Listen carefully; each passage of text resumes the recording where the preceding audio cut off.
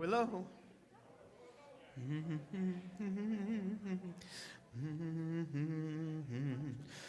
Wow, I can hear my breath.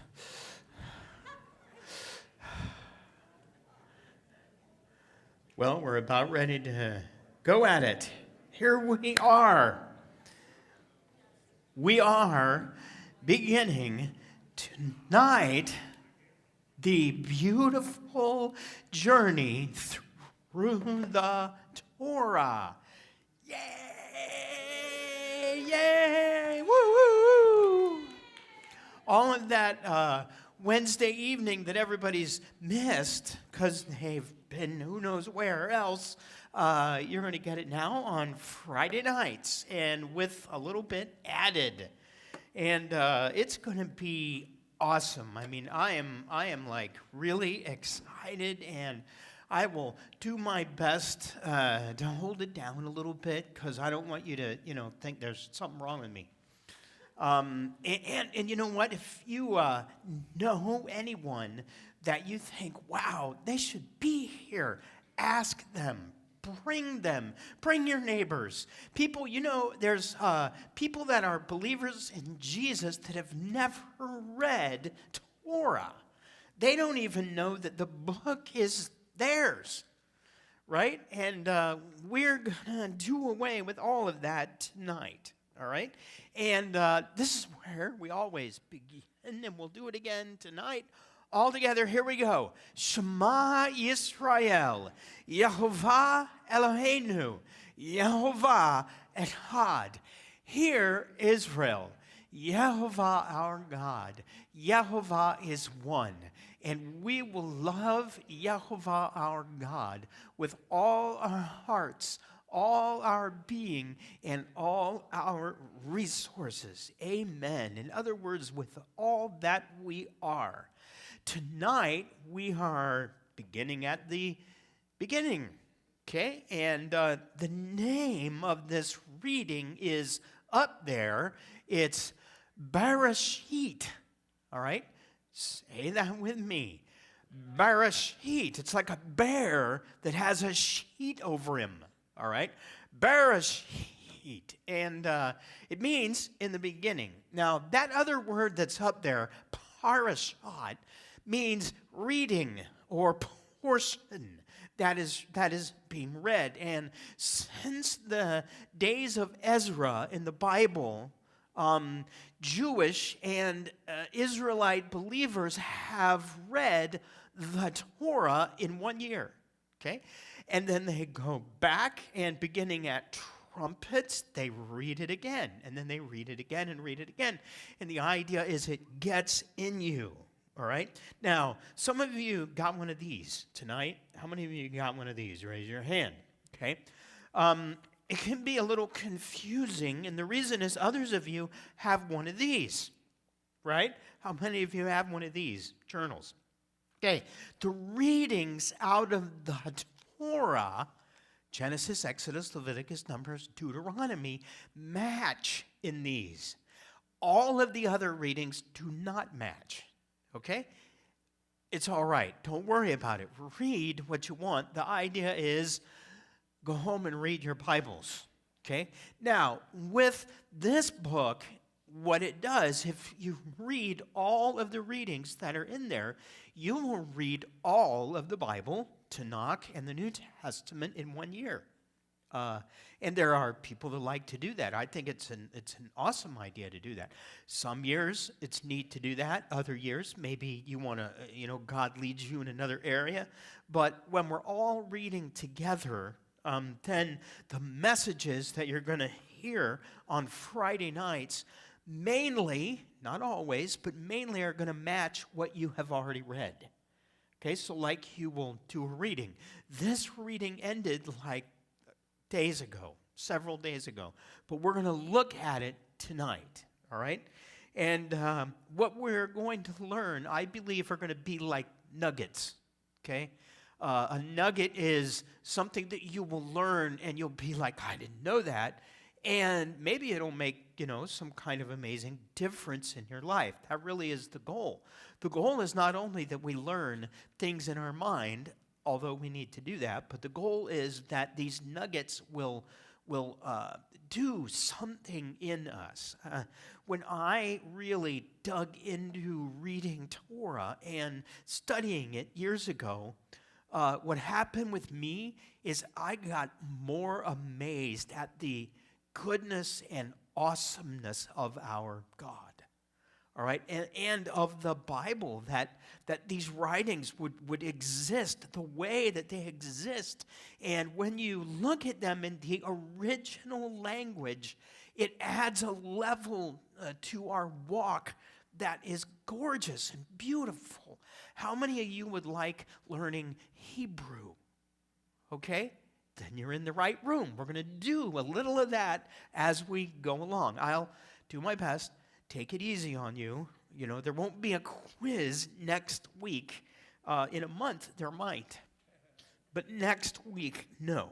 All right? Now, remember, as we read the Bible, there are different ways to read the Bible. Okay? Some people read the Bible, they pick it up, and they do this. And they open it up and they read whatever's in there. And they go, well, this is God's word to me today. And you know what? Sometimes it is. Sometimes it isn't. Like when the guy opened it up and it said something like Judas hanged himself. That was not the word for the day, all right? So you got to watch it with that. But mainly what we need to remember as we are reading and studying the Bible is, number one, to whom was it written? Okay? And this that we're going to read tonight, beginning in Torah, Genesis, to whom was it written? You might say us. Well, not really. Okay?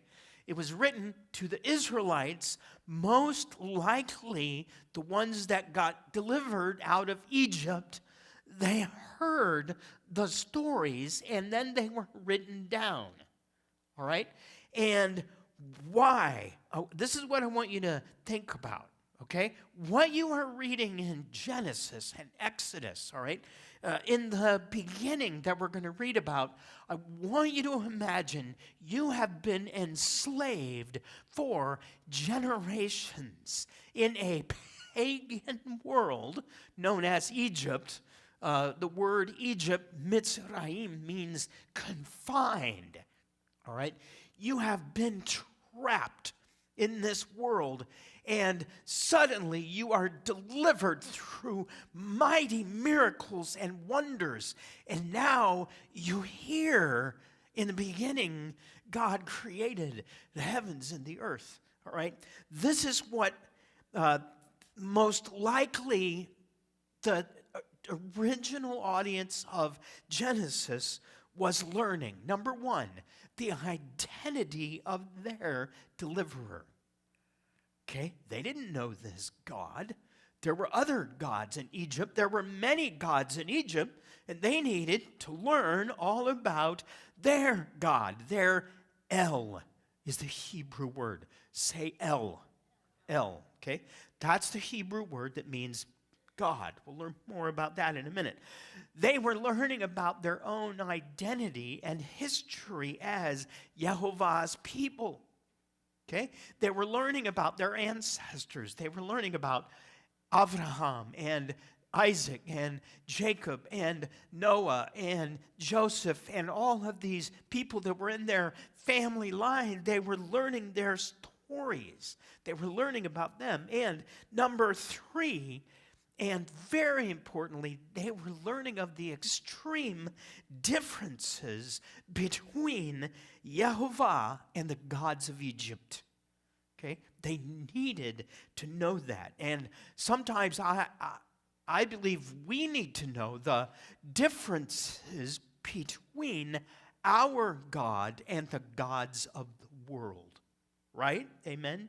There's a famous scholar and rabbi named Rabbi Saul Berman, and I like what he writes. He writes, the more I study ancient cultures, the more I see the absolute radical disparity between the values of pagan civilizations and the values which Torah brought into the world. Okay? Values. Torah is where we get our identity and our values as those that walk with Yehovah. Okay? All right, so let's go right to the Bible. Genesis. The word Genesis is a Greek word that means beginning. Okay? In Hebrew, the word is Bereshit, and it means a little bit more than beginning. Okay? And it's written in the beginning, God created the heavens and the earth. Now, when we have fun with Hebrew, I expect you guys to get into it a little bit. I expect a little smiling and a little, yay! We're going to learn some Hebrew. Not only are we going to learn it, but we're going to have fun with it tonight. All right? Now, first of all, I want you to realize there is no article in this sentence in Hebrew. It's not in the beginning. It's in beginning. There is no the. Well, does that make a difference? It does, but I'm not going to go into what the difference is. You just think about that. In beginning, God created the heavens and the earth. The only 3 Bible translations that I know of that get it right with not having the article there, just in case anybody wonders, are number 1, you're not going to believe this. Number 1, Kathy Erickson, what is it? The Message. The Message guy, Eugene Peterson, actually picked it up that there's no article there in the beginning. So he writes in the Message, firstly, or first, God created the heavens and the earth, which is beautiful, all right?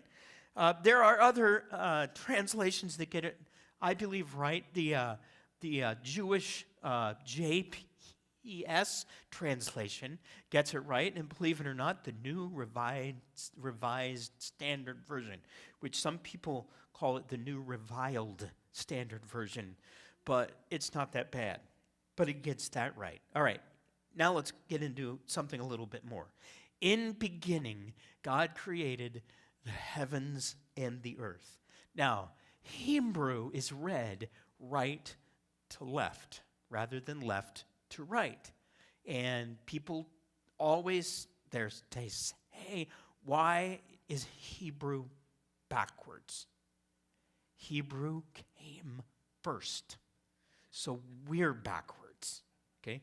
That's something we need to learn about the Bible. Is we read the Bible from our world backwards, when really, if you want to get a lot more out of it, do your best to read it from their world in our direction. We'll learn a little bit more about that later tonight. But if you want to know how those words up there, the letters are pronounced, it's right there underneath it.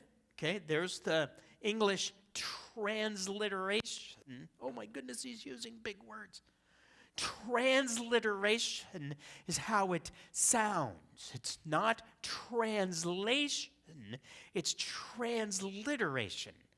That's how it sounds. Sounds like this. Bereshit bara Elohim et hashamayim va'et haaretz. Everybody. Bereshit bara Elohim et hashamayim va'et haaretz. Now without looking.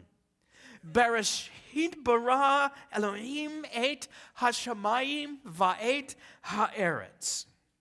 Now, the letters that you're looking at up there that are above is known as either biblical or modern Hebrew.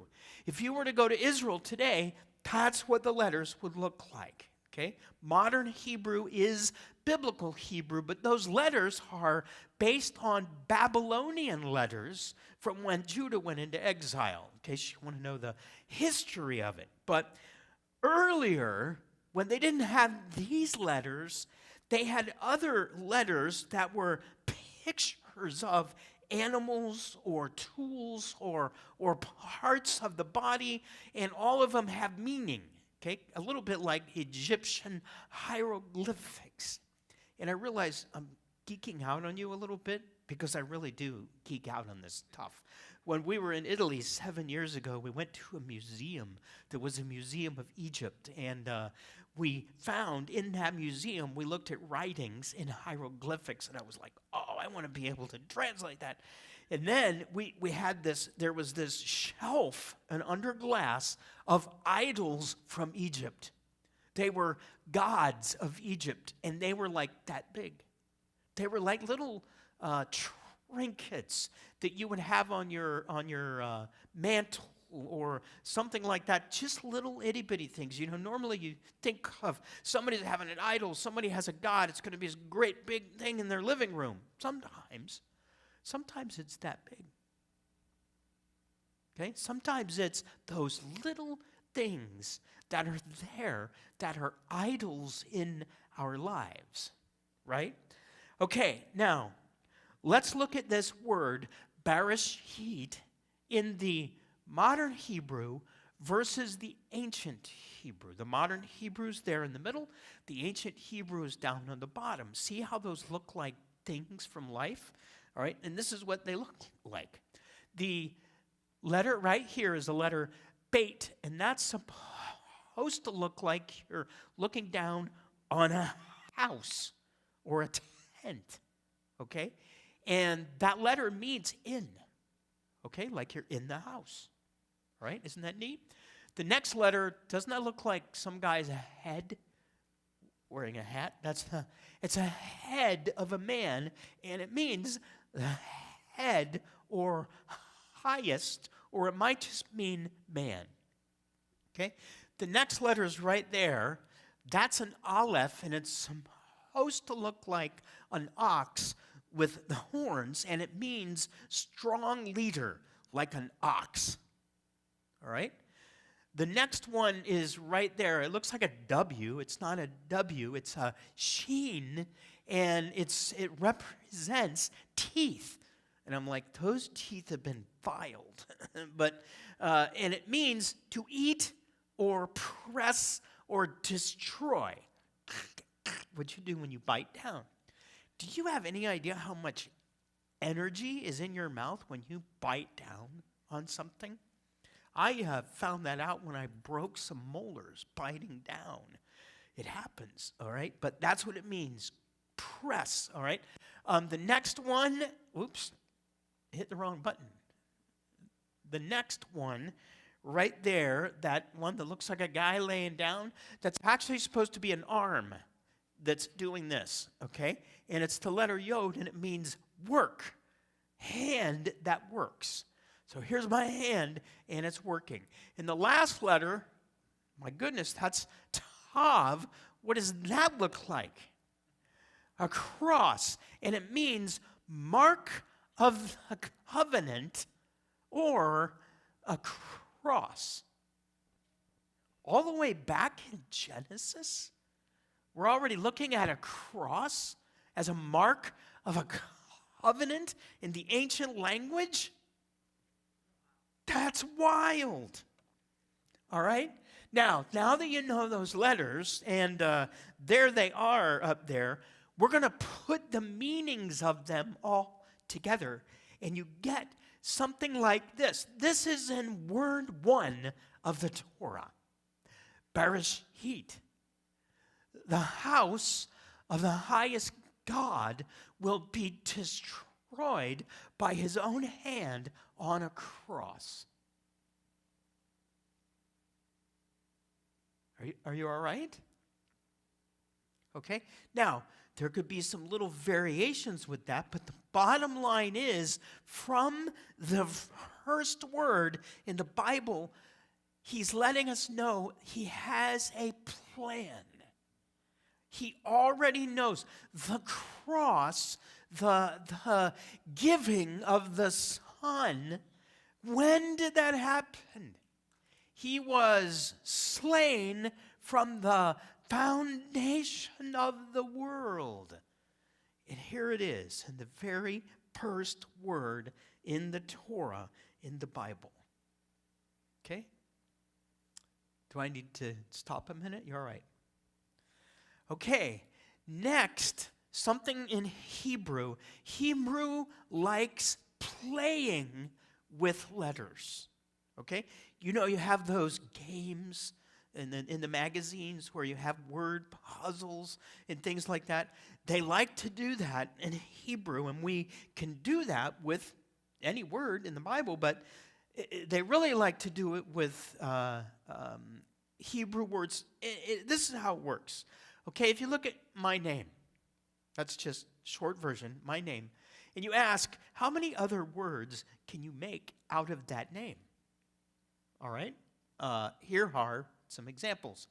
Apt, Pat is apt. It's good. Tap, that's how I tell people sometimes to remember my name, because, you know, you want to go, oh, tap. At and ta. Oh, pa and ta. All right? So you get how that works? Okay, let's do art. How many, what words can you make out of art? Well, there's at, and there's ta, and there's tar, and there's rat. Okay, and you can do that with any name, all right? But we can do that with Hebrew, all right? And here's an example. Okay, that's the word that we looked at earlier, Bereshit. There's a letter that I have offset at the beginning of it, because you're reading right to left. What letter is that? Beit, all right? So you have Beit, and then you have Reshit, Bereshit, all right? When you separate them out, you get this. Beit is a picture of a house, okay? The word Reshit is a word on its own. It's a Hebrew word that means, hold on, get my notes, that means first or choice or first fruits, which in my mind always goes back to Messiah. Okay? So Beit means in, Reshit means first or first fruits. Okay? Beit is a house. Reshit is choice. God is building a house for the first fruits, which are Messiah and you. Word number one in the Bible, God is building you a house. Isn't that what Yeshua? He said, if I go to my Father's house, I'm going to build a place for you. Okay, all together. Okay, now let's get into another word, because we've spent like 20 minutes on one word. And how am I going to get all the way through this reading? We're not. Nuggets. Remember? Nuggets. Okay, let's look at the word God. God is the word in Genesis 1. God is the word Elohim. Say Elohim. Elohim. And you're thinking, well, I thought you said earlier, God is El. It is. Elohim is plural. And in the Bible, it is translated as God or gods or divine beings. Isn't that interesting? All right. And by the way, whenever I put a note up there like that, how many of you guys know what a concordance is? A concordance. Maybe you know what Strong's is. That's the name of the guy. Strong is the name of the guy that did one of the original concordances, and he has numbers that go with it. That's the Strong's number and definition of a word. So whenever you're looking at a Hebrew word out of Strong's, it's going to have an H, meaning Hebrew, and it's going to have the number. So you can go look it up on your own. That's a lot of this information that you're getting is so you can go home and study and look it up on your own. But we have this word Elohim right at the beginning. And what it means is that the very first verse in the Bible is introducing us to a divine council of divine beings. Is this weird to anybody? Is this new? Are you going, what? Okay, it's all right. We're going to look elsewhere because I'd always heard, well, that means Father, Son, and Holy Spirit. That's what Elohim means, the Trinity. Well, you can make it mean that if you want, but that isn't what it meant. Okay? What it meant originally was gods. So, does that mean you could translate it in the beginning, the gods created the heavens and the earth? Probably not. Okay? And I'll go over the reason for that. El is one God. Say El. Okay? Elohim is plural. Say Elohim. Okay? So you have El and you have Elohim. The idea, though, in the worldview, remember, we're looking at it we're Hebrews, we're Israelites, coming out of Egypt. Okay? Our worldview is there are many, many, many gods. All right? Out of that worldview, Genesis is letting us know there is another realm that is invisible, known as the heavens. The heavenly realm is invisible. In the heavenly realm, aren't there beings that are not human in that realm? Absolutely. Okay? You got angels and demons for one, but there's more than angels and demons. Okay? There are levels of angels, there are levels of demons. But the idea is that there is like a council where God, Yehovah, meets with the other Elohim. Okay? If you don't believe me, read Psalm 82, where verse 1 is this. Where am I? Verse 1 is Elohim. This is from the complete Jewish Bible, by the way. Elohim, God, stands in the divine assembly. Where do you think that is? It's in the heavens. He stands in the divine assembly there with the Elohim. He judges. If you go on and read the rest of Psalm 82, what he's writing about is a meeting of the divine council of Elohim where God, the God, Elohim, is judging and warning the other Elohim because some of them are messing around with things on earth wrongly. Don't you have in the book of Job, don't you have Satan coming and appearing before God? That's right. Where is he? He's in this divine assembly of Elohim. Well, then how do you differentiate Yehovah? Number one is his name. Yehovah. Okay, now, there are names of some of the other Elohim in the Bible. Did you know that? Gabriel. Okay? Raphael. Okay? Interesting to me. The other way that you distinguish this, our God, is he is known as El Elyon. Do you know what El Elyon means? Most High God. In other words, he's the boss of the divine council. There is none like him. How often do you read that in the Bible? Once this clicks, you're going to have Bible verses that are going to be popping in your mind, and you're going to go, oh, That's what that means, you know. There is no one like our El, because he's El Elyon. He's the highest. He's the most high. He is the creator of the heavens and the earth. That means he is the creator of all the other Elohim. Okay. They bow to him. At least they're expected to bow to him, but we know there's at least one that rebelled against him. He is known in the Bible as the enemy. He has no name that we know of. His name, Satan, that you know of as Satan. Well, like he's got the name. Satan. Satan is not a name. Don't give him a name. Don't give him that honor. Okay?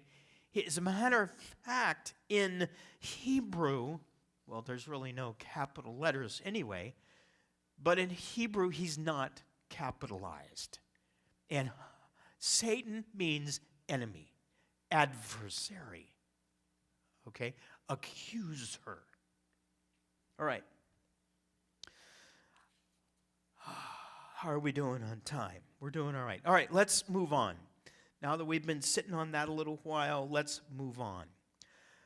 Okay, let's go back. In the beginning, God created the heavens and the earth.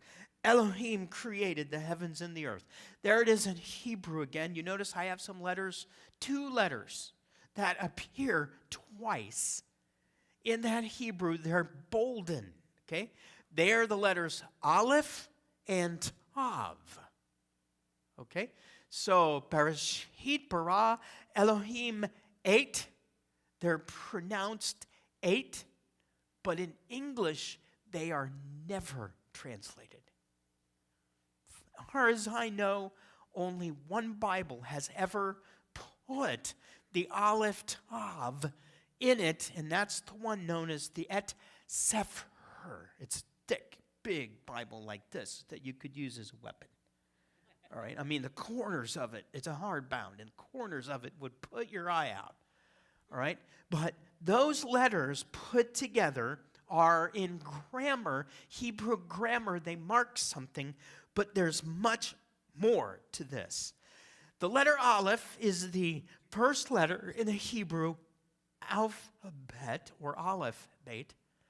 The Tav is the last letter in the Hebrew alphabet, or Aleph Bet, and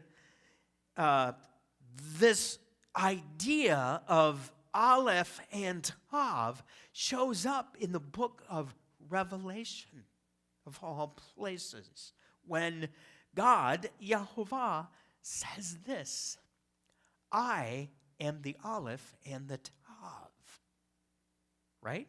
You read it in English, they always say, I am the Alpha and Omega, because they're translating out of Greek, not realizing that there's a 99.999 or greater chance that the book of Revelation was originally written in Hebrew, not Greek.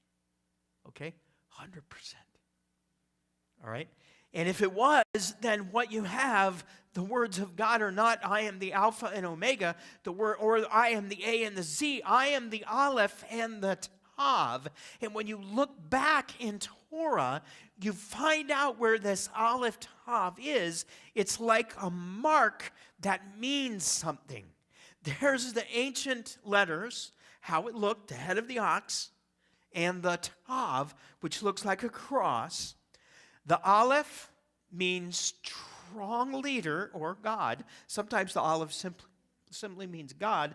The Tav means covenant or cross. Put them together, what do you get? You get God of the covenant, God on a cross. This is in Genesis 1:1. Okay? Bereshit bara Elohim Aleph Tav.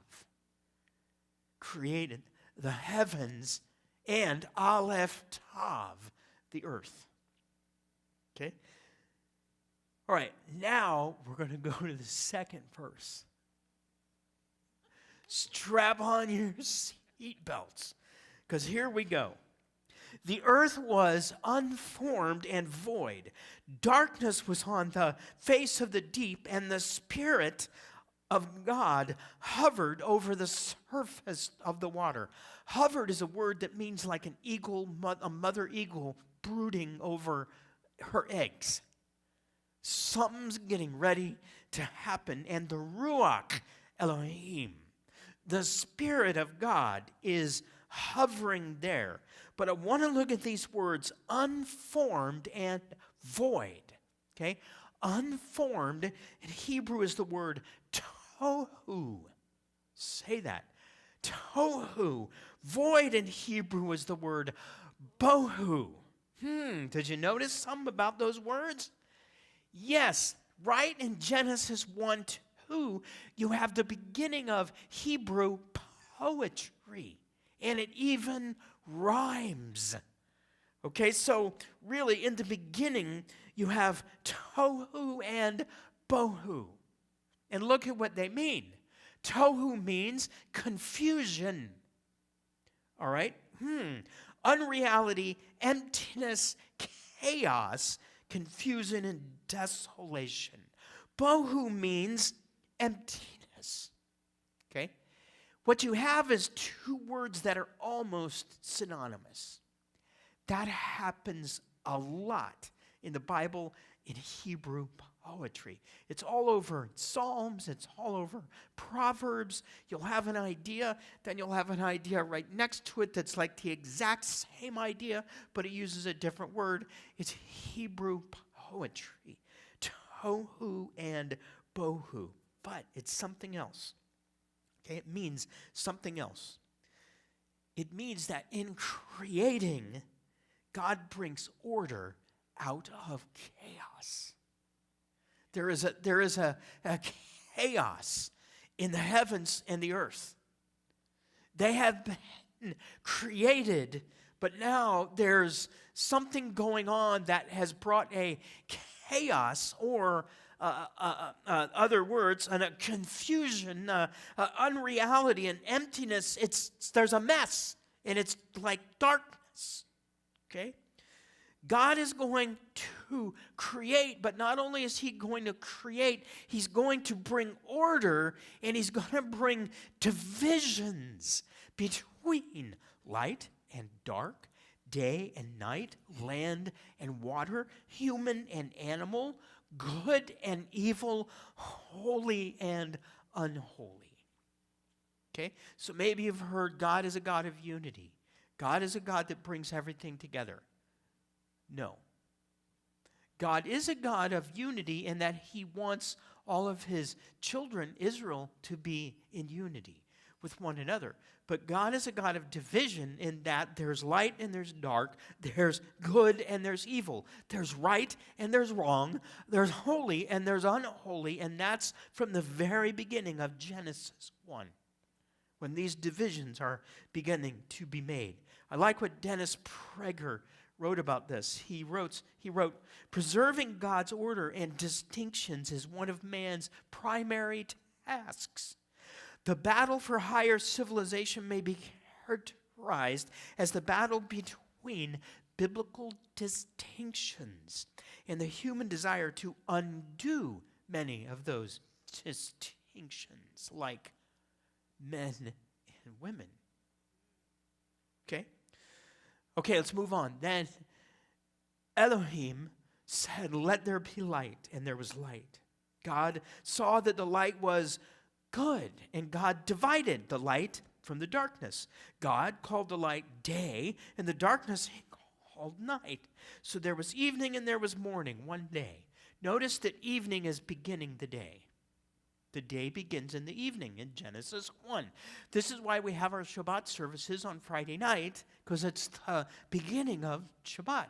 Shabbat goes Friday night to Saturday night, around sundown. But you got to be careful with that in Alaska.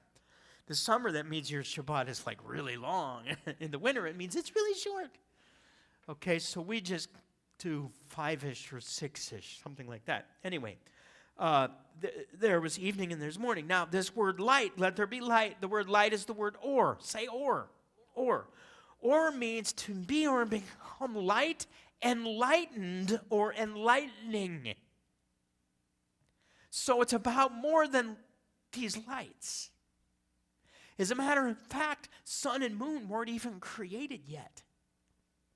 When his words were, "Let there be light," light is more than what radiates out of objects in the Bible. Okay, it's a big deal. Light is enlightenment. Light is knowledge, right? Hosea, "My people die for lack of knowledge." Okay?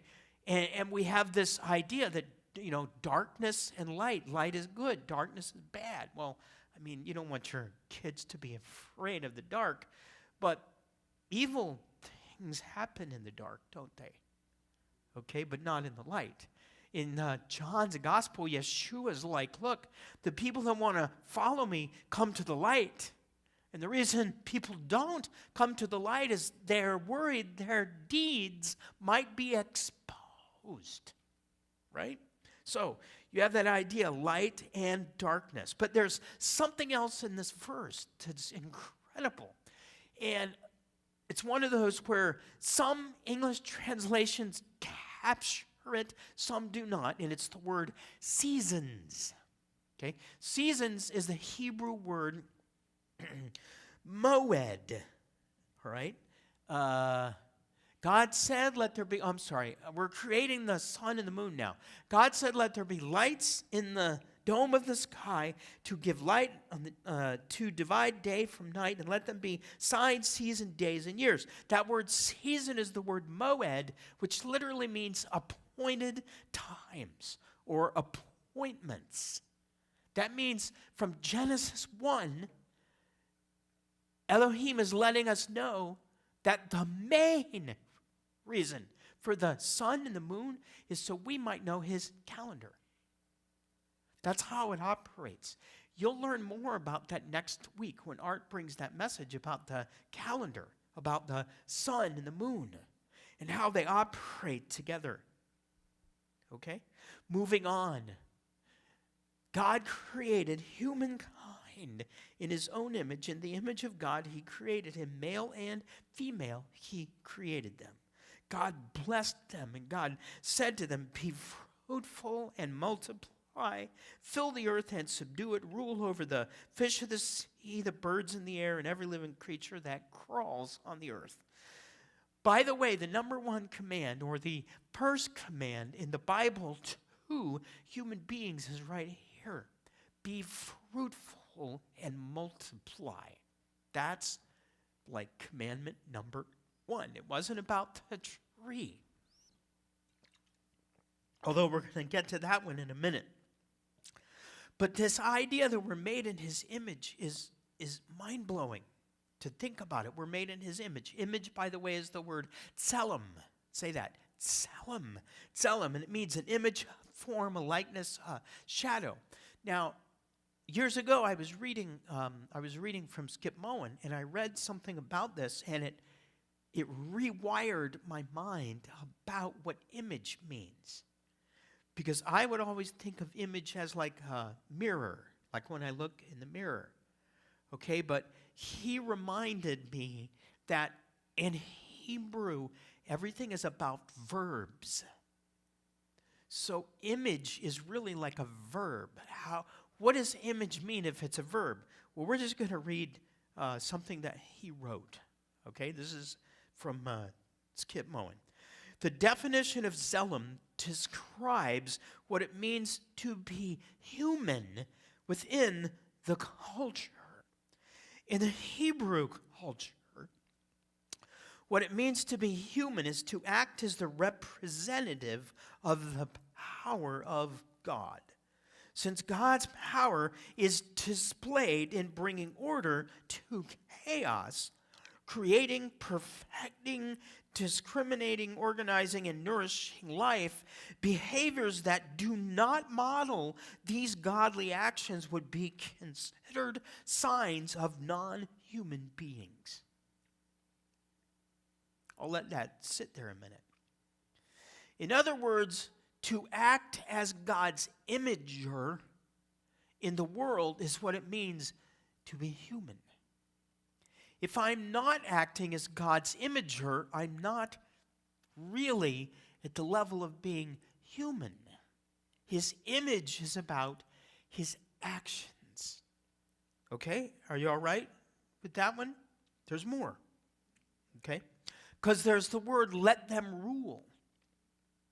Rule is the word radah, one of John's favorite words. Okay? Radah means have dominion and rule or dominate. Now, going on with Skip Moen's words, because they're together, he writes about that word as well, and this is where it all goes. In Hebrew thought, men are in partnership with God and are elevated to a place of ruling, a function that is the sole prerogative of the gods. In other words, the Hebrew explanation of the formation of man is not focused on man's essential substance, like what you look like or what you're made of, but rather on man's assigned purpose. Imagine the impact of this thought on the ex-slaves of Egypt. Remember? You are the ones that are getting this word, and now you're hearing that you are made. You, slaves, are made in the tselem, the image of God. Furthermore, you're going to rule. What? That's crazy.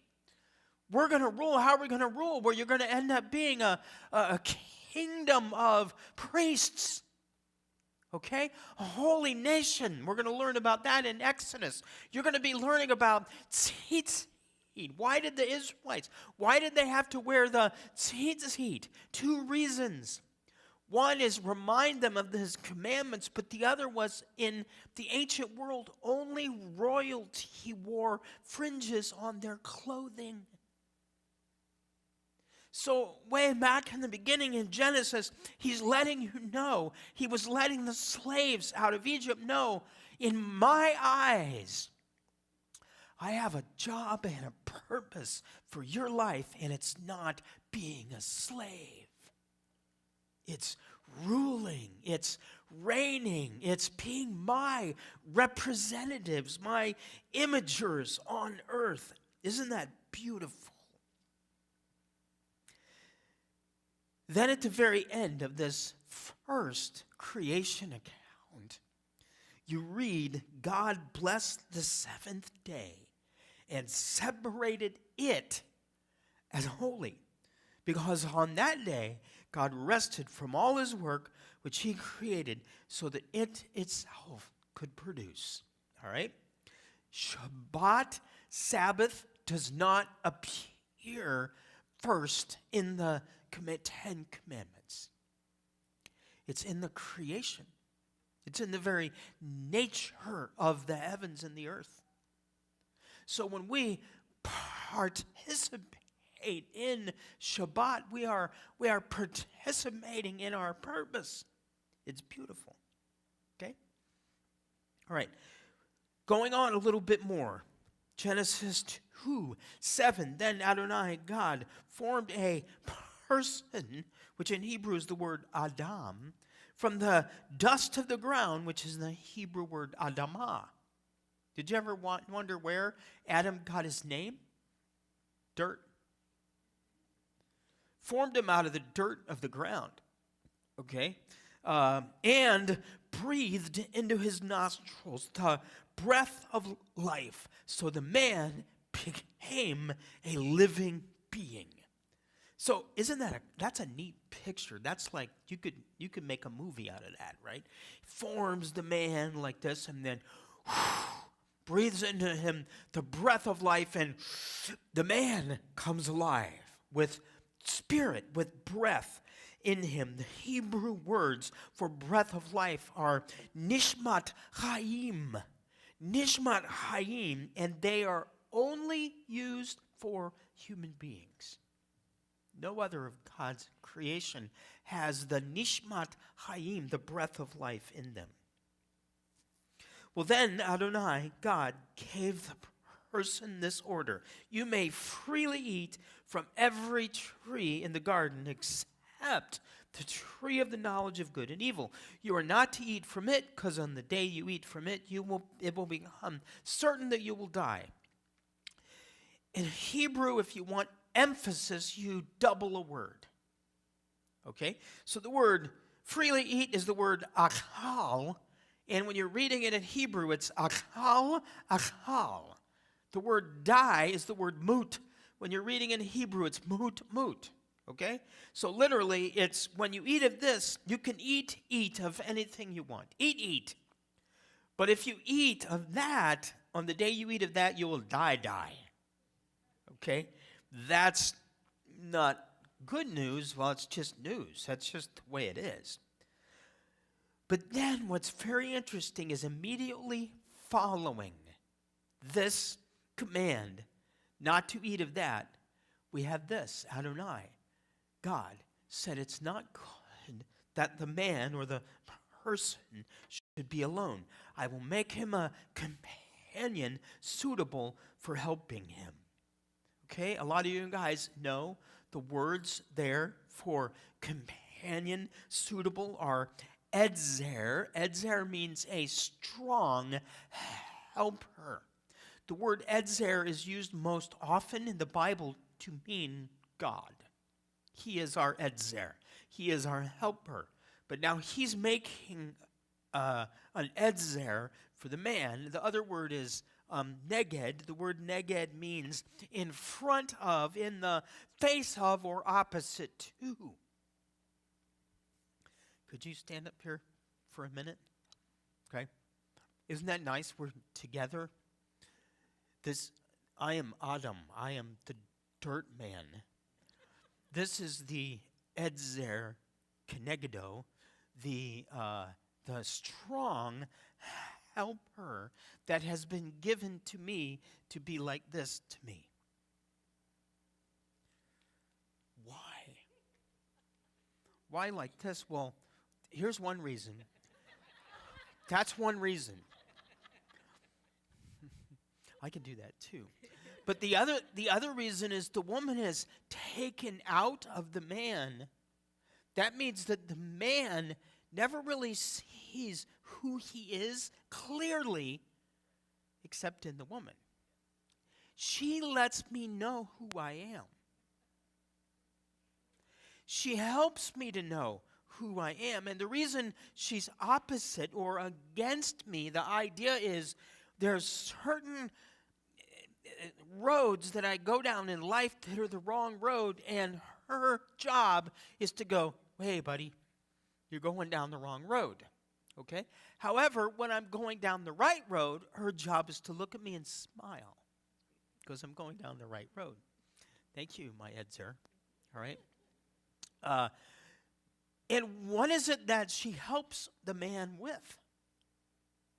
What is she designed to help the man with? Right. Stay on the journey. Keep the commandment. He had just given him the commandment not to eat of the tree of the knowledge of good and evil, and then he goes, it's not good that the man's alone. See, your Bibles, our English Bibles, our English Bibles don't realize there's no break in those lines. We have another paragraph maybe with a heading, God creates the woman, so you break it from the earlier verse. There's no break. Okay?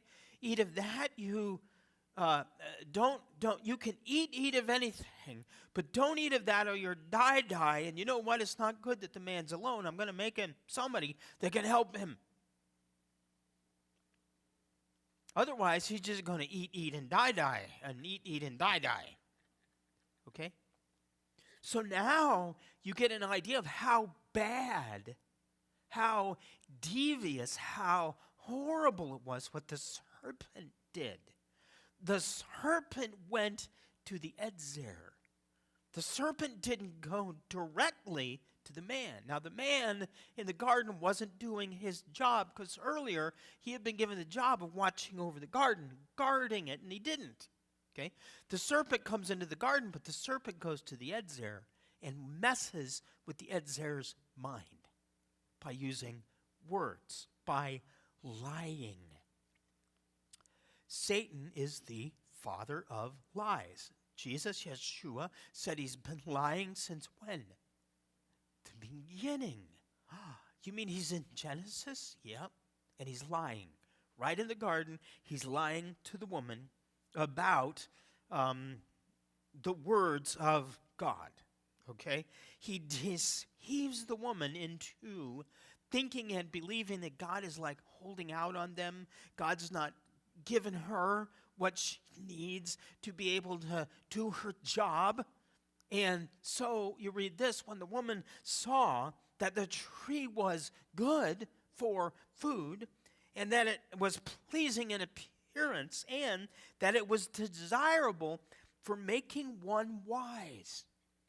Well, what Edzer wouldn't want to be wise? Because if you're wise and you're more wise, then you'll be able to do your job helping your Adam more, right? And she took some of its fruit and ate. And she also gave some to her husband who was with her, and he ate. What were they doing, and what was this about? This was about more than rebellion. It was a underhanded lie that led to a rebellion that was really a deceit, which is why later, I believe, Paul writes that the woman was deceived. Okay? The man, however, didn't guard the garden. So who's really responsible? Well, you could look at both of them. But if the man had done his job, then the woman, you can look at it like that.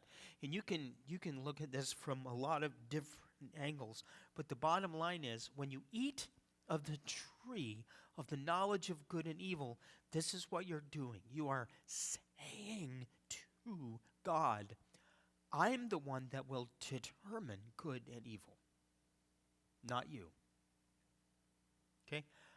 Look, you made me and I'm wise. I know what good and evil is. So as human beings fallen away from his way, what we do is we make up our own rules. Well, this year, this is going to be good and this is going to be evil.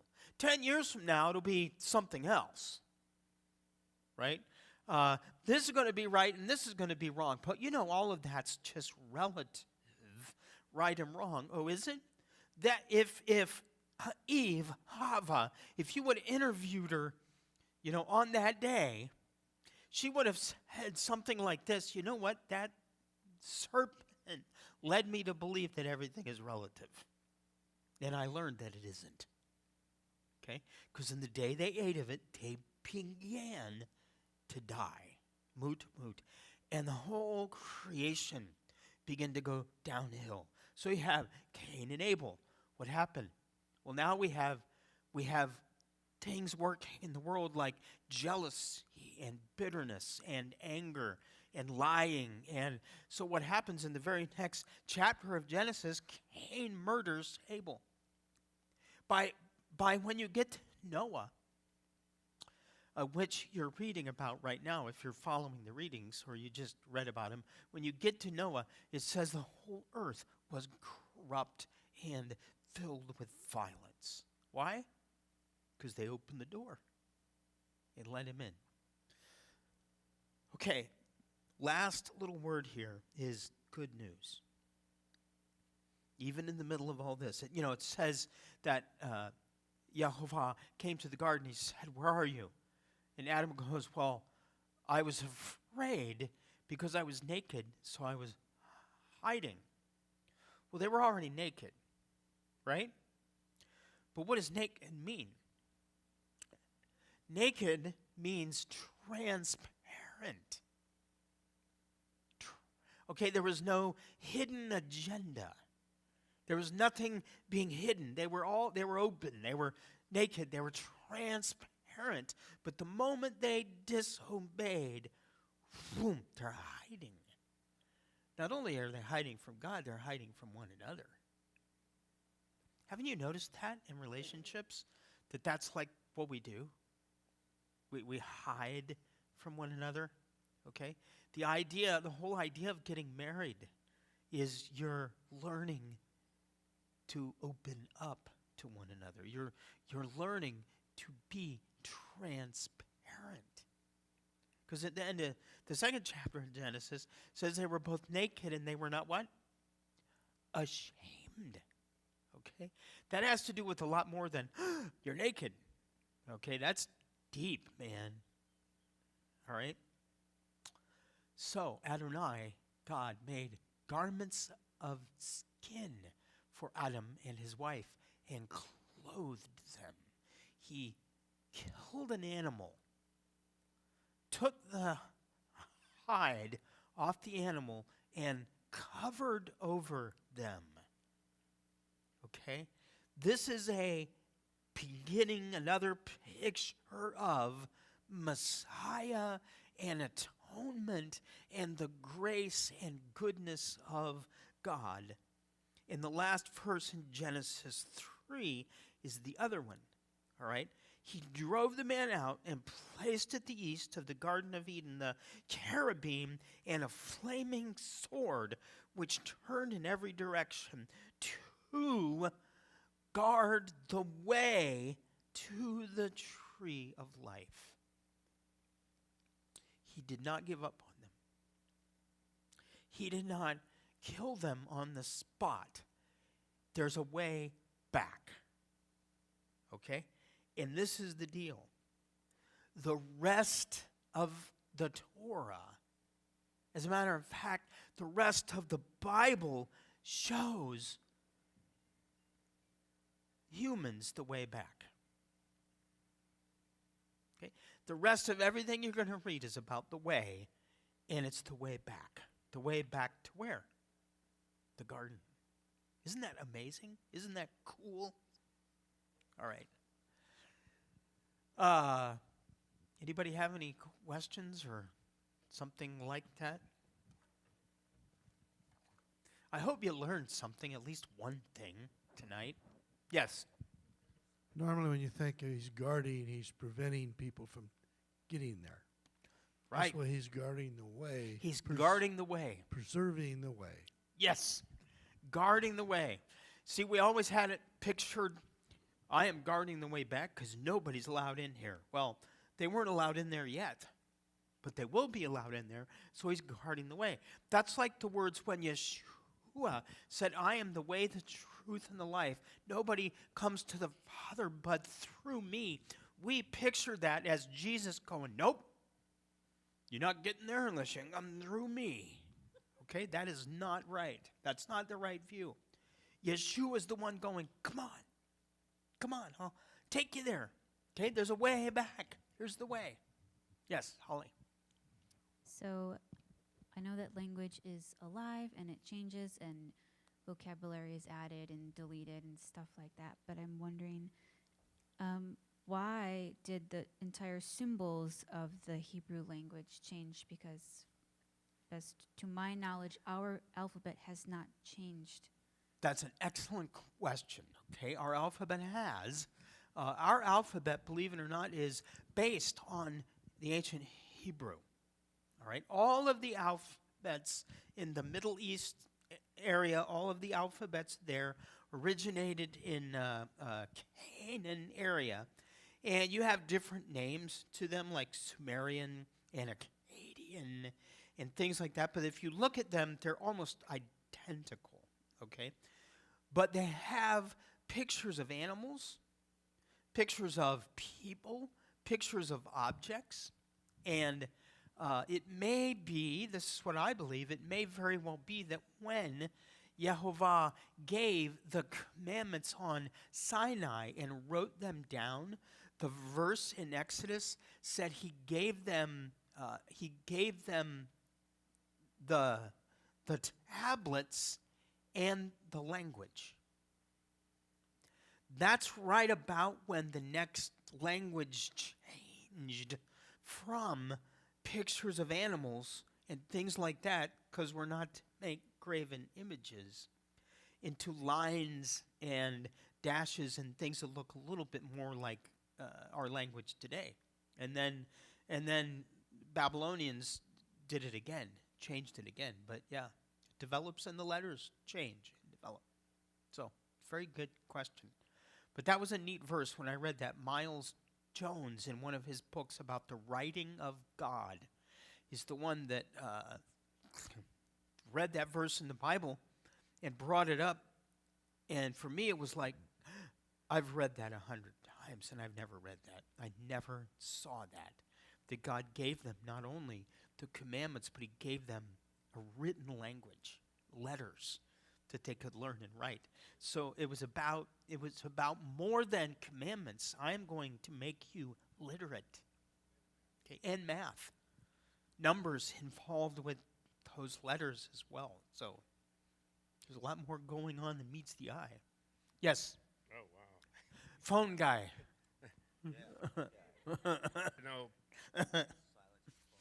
Go ahead. Sorry about that. That's right. Now you. It happened to me once in Freedom Night. I have been teaching, and people's cell phones were going off, and I don't ever get really angry or upset about anything. Liar. Noted. And I was like, we were driving home, and I'm like, why don't people turn their cell phones off? Wednesday night, that week, I'm in Freedom Night, and I come, and I sit down. I was visiting. There was, break in class on Wednesday night. Suddenly, my cell phone rang. I was like, ah! So, God was like, watch it, boy. Okay. Two questions, one inspired by James. First one is, what is the difference between Adam and Eve's nakedness and Noah's nakedness?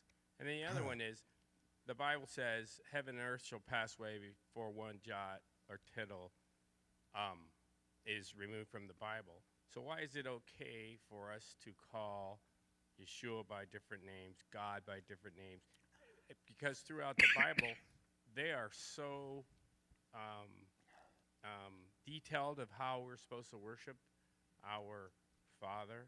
So why is it okay to get away from that, call him different names? And does he honor it? And if he does, are our prayers weakened because we're calling somebody who he isn't? Okay, that's a lot. Well, number one, nobody. Sorry, I choked on something. Why? That's what happened. I have one in my mouth. Nobody ever said that it was all right. So you're asking, why is it all right? I didn't ever said it was all right. It's just what happened. And then what happens is you get to this new reality of Jesus is now what we call him, and God is the word that we use and what we call him, which really came from Germanic background and idol worship and all that kind of garbage. So what we do is we learn. And as we learn, we begin to use the real names, or more likely the real names, to move in the right direction. Now, does he honor? I think God honors what's in our hearts. And I think if we're ignorant and we don't know, and we're following Jesus, and we don't know that his real name is Yehoshua, shortened into Yeshua. We don't know that. When we learn that, then all of a sudden we go, I need to make a decision about this. Okay? Now, I use Jesus when I'm teaching people that only know Jesus, because I don't believe we're speaking about a different guy or a different man or a different being, but I believe that when we learned things about Jesus, and then as we grow, we learn, wait a minute, we were wrong about this. That's how you get to know anybody, right? So that was one question, but you had another one. Oh, Noah's nakedness. Since we're going to be jumping over the Noah reading, you'll be reading it, but I'm not going to be really bringing a message on it. I'll go ahead and give you a little Noah right here. When it uses the word about Noah's nakedness and uncovering nakedness, those words together in English that represent Hebrew words, uncovering nakedness is an idiom. That means having some sort of sexual encounter. So in Leviticus, you read that a man is not to uncover his mother's nakedness or his sister's nakedness or yada, yada, yada, on down the line. Didn't you ever read that and wonder, what? You mean you're not supposed to go in the room and go, ah, who'd do that? That's not what it means. Okay? It means have relations. So you go back to Noah, you find out there was a guy that went in there when Noah was asleep and naked, and he uncovered his nakedness. Now you know why Noah, when he awoke, was like, you are cursed. Okay? It wasn't just that, you mean you saw me naked? You are cursed. It was a lot more than that. Okay? So, yeah, the Hebrew really brings a whole lot up. Gail, you had your hand up. Yeah, I was going to go back to the name, why we use different names, because as an interpreter, I know that in some languages there is no, you can't say the word. For example, in sign language, right? I can't, for a deaf person, doesn't matter if I say, they hear me say Jesus or Yeshua because they can't hear it anyway. So I've learned that in sign language, I learned to, like there's a way to sign Jesus, which is to point to where the nails were in the hand. But once I became aware of Yeshua and the Hebrew and Torah, I started signing his name like salvation because that's what Yeshua means. So you go for meaning. So that's what I was going to try to say, is that it's not always right. And like there's some names that from one language to another some people can't even say those names in their own language. They're hard. So like Artaxerxes, right? So it just becomes art or something like that. You know what I'm saying? So it's not always going from language to language. Wasn't necessarily that it was on purpose to deceive. It's just that it became going to a different language. I understand, but my name's going to always be Dante no matter where in the world I go.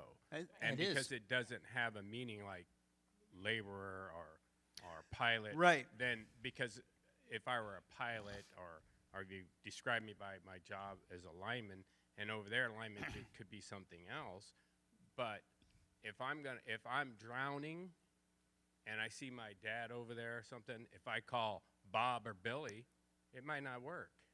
But if I call Robert, who was my father's name, so that's why. So it's a good idea to use the right name. Right. I agree. Absolutely. But this is funny because I'm getting ready to go to Guatemala on Monday, and to this day, they cannot pronounce my name. You're like, what? How hard is that? Pat? No. It comes out bot. Bot. B-O-T. Bot. They don't have, they have ba, but they don't have p, so it's boss or bot. Yes. Anyway. Yes. Bot. You had a question, Patrick. I did not have a question. You had something else. You were raising your hand in worship. Didn't you raise your hand a minute ago?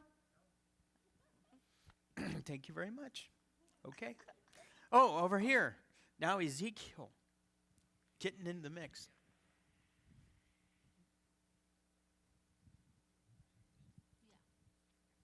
What's the difference between the non-humans when you're not obeying the Torah or being God's representative and the Nephilim from Noah's time?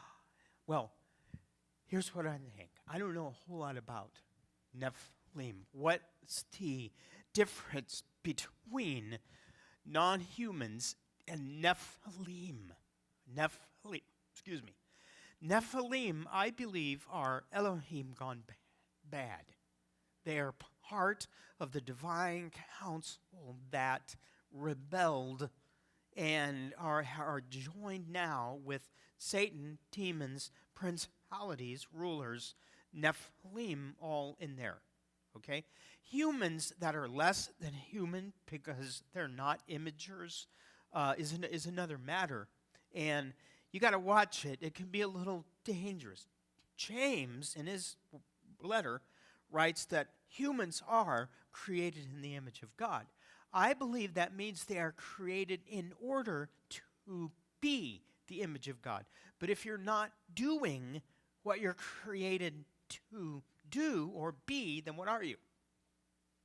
You're a Homo sapien, but you're not human in the Bible's sense of human. Okay, is that enough for tonight? Oh, well, yes. Ezekiel, did you have a question? So, talking a lot about like the right names, labels, and like the verbiage too, with like keep from English to Hebrew. Skip Moen talks about how you were talking about imagers, right? And he was talking about how we were made in his image and a copy, but we can't be the copy because then Of course we're not. the three O's, is what he says. Right. Right. Omnipresent, omniscient, and Yeah, we're not the omniscient. omni words. Yeah, we're not those. So he brings in the Edzer. Yeah. And so, and that's like the guide or whatever. So To- there's a question here somewhere.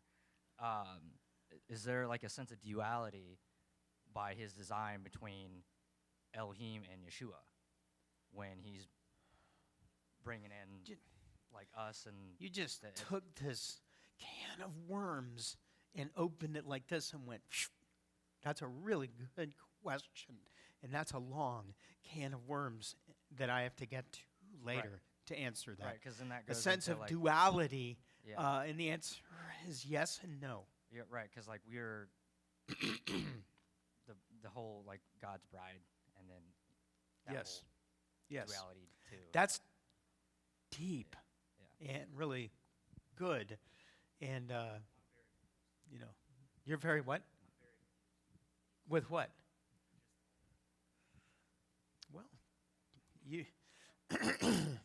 Welcome to the rest of our. We're not very confused. There are things that are probably beyond part of our level of knowing what it means. But you have, from the very beginning, you have Yehovah and Yehovah in flesh. The Word became flesh. You have appearances of Yehovah in Genesis even, but in Exodus we learn nobody's ever seen God. Well, what do you mean? He's in Genesis. They saw him in Genesis. Well, who was it they were looking at? They were looking at the visible image of the invisible God, which we know of as Yeshua. Okay? So the idea that Yeshua and Yahweh, Yehovah, are one is absolutely true. They are one. I'll leave it there. We'll do more later. All right? It's like 5 after, so we should go. Okay? You all right? Okay, let's stand together.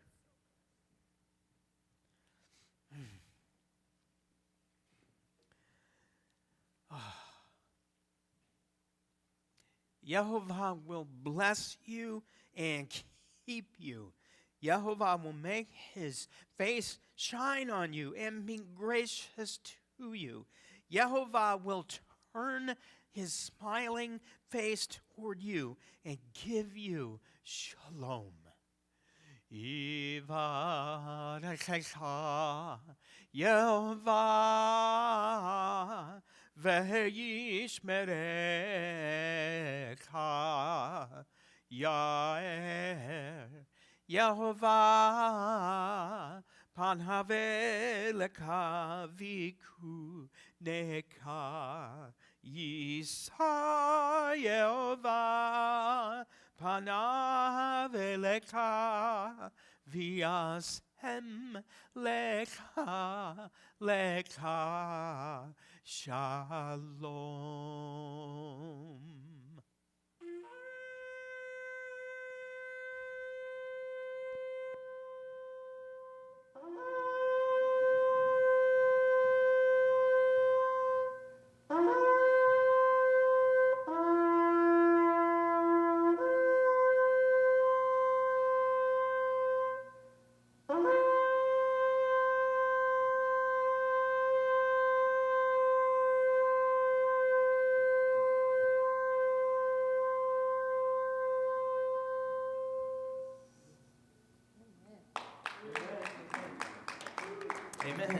Shabbat Shalom. Go home and read your Bibles.